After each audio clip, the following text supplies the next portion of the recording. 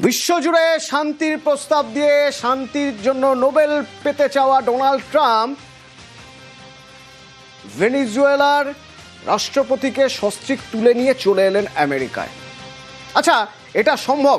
একটা দেশে সার্জারি চালিয়ে সেই দেশের কোনো আমরা এর ক্ষেত্রে দেখেছি, লাদেনের ক্ষেত্রে দেখেছি, আমরা অন্যান্য সন্ত্রাসবাদীদের ক্ষেত্রে দেখেছি, কিন্তু একটা দেশের রাষ্ট্রপতি তাকে তুলে আনা সম্ভব অন্য একটা দেশের পক্ষে যদি না কোনো ঘরশত্রু বিভীষণ থাকে? তাহলে ভেনেজুয়েলায় নিকোলা মাদুরোর মির্জাফরটি কে? এই প্রশ্নই এবার উঠছে।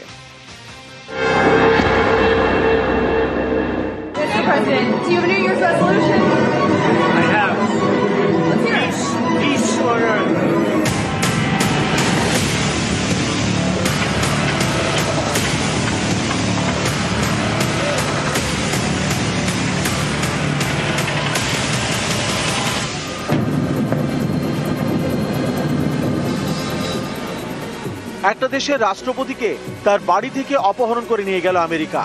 ভেনেজুয়েলার প্রেসিডেন্ট নিকোলাস মাদুরো মোরাস এবং তার স্ত্রী ভেনেজুয়েলার ফার্স্ট লেডি সিলিয়া ফ্লোরেসকে তাদের বাড়ি থেকে তুলে নিয়ে গিয়ে বন্দী করল মার্কিন সেনা।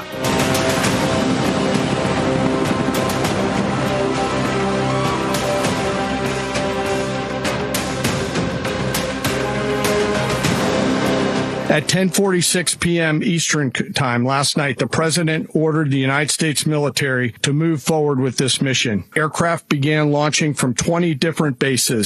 In total, more than 150 aircraft, bombers, fighters, intelligence, reconnaissance, surveillance, rotary wing were in the air last night. অনেকে মনে করছেন এরকম অপারেশনের পিছনে নিশ্চয়ই ভেনেজুয়েলার কেউ না কেউ আছেন যিনি ঘরশত্রু বিভীষণ। না হলে এত খুঁটিনাটি প্ল্যান করে কিভাবে সম্ভব? ভেনেজুয়েলার সেই মির্জাফরটি কে?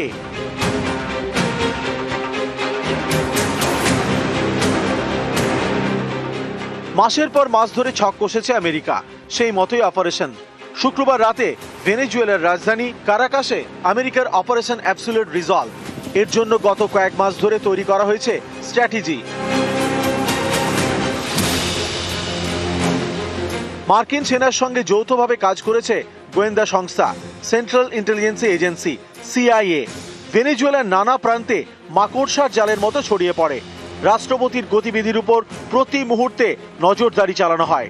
ভেনেজুয়েলার রাষ্ট্রপতি কোথায় যাচ্ছেন, কোথায় থাকছেন, কি খাচ্ছেন, কি পড়ছেন, এমনকি তার পোষ্য কি করছে সেই সব খবর রাখছিলেন মার্কিন গোয়েন্দারা।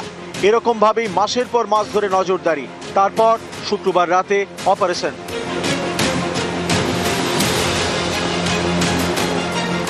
Was the culmination of months of planning and rehearsal. We watched, we waited, we prepared, we remained patient and professional. হামলার আগে ভেনেজুয়েলায় কমিউনিকেশন সিস্টেম ব্লক করে দেওয়া হয়। আকাশপথ ও জলপথ ব্লক করে দেয় আমেরিকা। ভেনেজুয়েলার সেনাঘাঁটিতেও হামলা চালানো হয়। তারপর প্রেসিডেন্টের বাড়িতে হামলা। বাড়ি থেকেই ভেনেজুয়েলার প্রেসিডেন্ট ও ফার্স্ট লেডিকে অপহরণ করে বন্দী।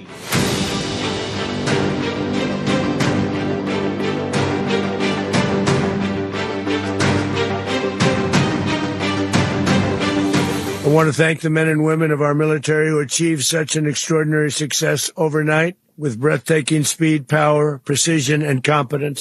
The United States military is the strongest and most fearsome military on the planet by far.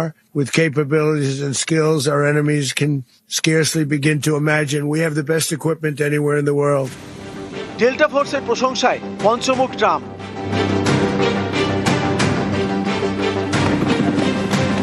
Delta force তৈরি করা হয় 1977 সালে।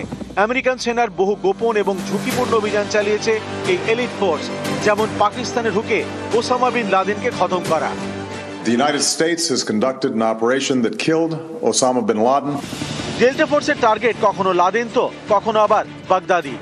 Abu Bakr al-Baghdadi is dead. বিশেষজ্ঞদের মতে লাদেন থেকে বাগদাদি প্রত্যেকেই ছিল জঙ্গি, কিন্তু মাদুরো তো একটা দেশের মাথা।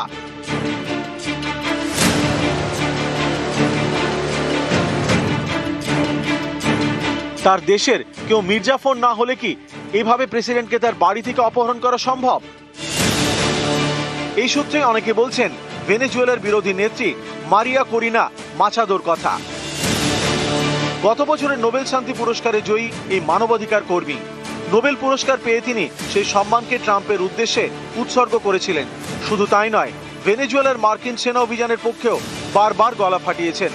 সেই মাচাদো ইতিমধ্যেই জানিয়ে দিয়েছেন ভেনেজুয়েলার প্রেসিডেন্টের চেয়ারে বসতে তিনি প্রস্তুত। এসবে জল্পনা বেড়েছে।